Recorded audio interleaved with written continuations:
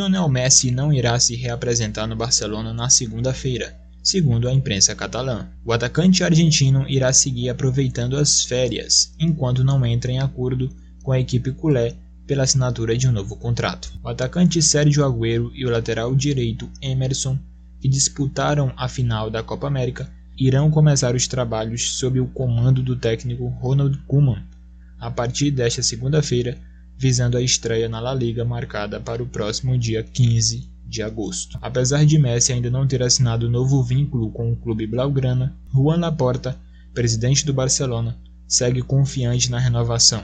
Na última semana, o mandatário afirmou que o processo está progredindo. De acordo com diversos veículos, o atacante argentino tem uma proposta para que permaneça no clube catalão pelas próximas 5 temporadas. No entanto, o Barça busca arrumar a folha salarial do elenco para encaixar o camisa 10 dentro do orçamento. Enquanto isso, Lionel Messi e Luis Suárez aproveitaram bem o dia de sol em Ibiza, na Espanha, na sexta-feira, dia 30. Os craques de futebol foram picados curtindo um passeio de barco com sua família e amigos na região. Os dois estavam com suas famílias, Léo com sua mulher Antonella Roccuzzo e Luiz com Sofia Balbi.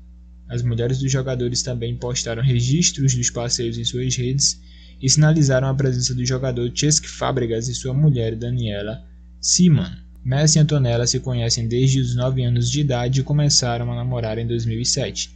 O casamento aconteceu em 2017 com uma festa luxuosa, reunindo diversos craques internacionais do futebol na Argentina. Eles são pais de Thiago, Mateu e Ciro.